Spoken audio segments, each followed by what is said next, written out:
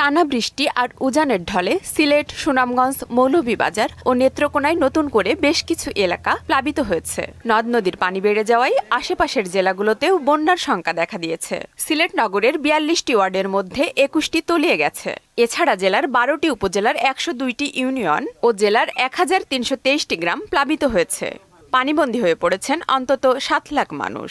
আশ্রয় কেন্দ্র জায়গার সাইটের মাঝে নাই, শতকরা ৯৫টা ঘর পানির তলে এখন বর্তমানেও আছে। বন্যায় এমন অবস্থা হয়েছে, আমরা গড়ে দুয়ারে আমি এখন মশা বান্ধিয়া রেডি হয়ে গেছি, অন্যদিকে গিয়া আশ্রয় লইতাম। সুনামগঞ্জ সদর থেকে গ্রামাঞ্চল সবখানে পানি আর পানি।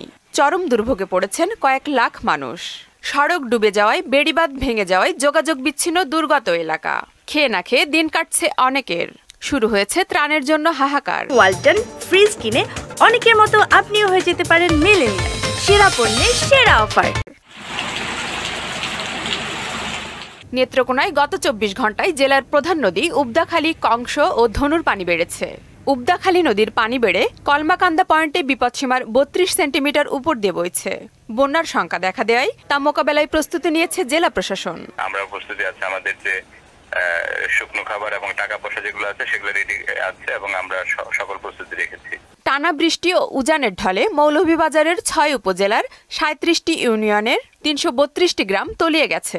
পানিবন্দী হয়ে পড়েছেন প্রায় ২ লাখ মানুষ।